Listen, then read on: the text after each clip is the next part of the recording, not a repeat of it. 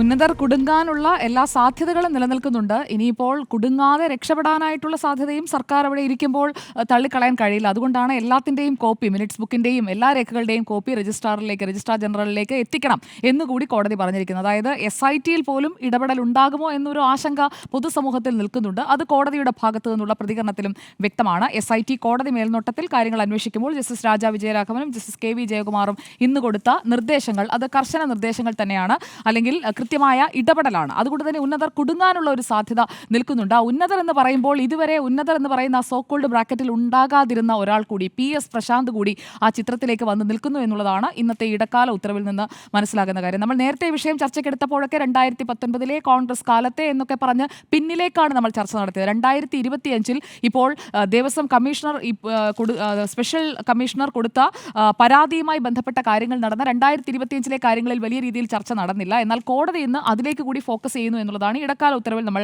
കാണുന്നത്. ഇവിടെ SIT രൂപീകരിച്ചത് ഒക്ടോബർ 6-നാണ്. ഇന്നിപ്പോൾ ഒക്ടോബർ 21 ആയിരിക്കുകയാണ്. 2 ആഴ്ച കൂടി സമയം വേണം എന്നതാണ് SIT ആവശ്യപ്പെടുന്നത്. SIT-ക്ക് പൂർണ്ണമായും അന്വേഷണം പൂർത്തിയാക്കാൻ കഴിഞ്ഞിട്ടില്ല. 2 ആഴ്ച കൂടി, ഇപ്പോൾ പറഞ്ഞ കാര്യങ്ങൾ കൂടി പൂർത്തിയാക്കാൻ 2 ആഴ്ച സമയം തേടിയിരിക്കുകയാണ്. അപ്പോൾ അതിനുള്ളിൽ അന്വേഷണ പരിധിയിലേക്ക് വരുന്നത് ഇപ്പോൾ പറഞ്ഞ ഈ പുതിയ കാര്യങ്ങൾ കൂടിയാണ്. എല്ലാ കാര്യങ്ങളും അന്വേഷിക്കാൻ കഴിയുമായിരുന്നിട്ടും SIT അന്വേഷിച്ച കാര്യങ്ങളിൽ ഒരു ലിമിറ്റ് ഉണ്ട്, അല്ലെങ്കിൽ ചിലയിടങ്ങളിൽ തട്ടി നിൽക്കുകയാണ് അന്വേഷണം എന്ന് കോടതിക്ക് ബോധ്യപ്പെട്ടിട്ടുണ്ട് ഇടക്കാല റിപ്പോർട്ട് പരിശോധിച്ചതിന്റെ അടിസ്ഥാനത്തിൽ എന്നാണ് ഞാൻ മനസ്സിലാക്കുന്നത്.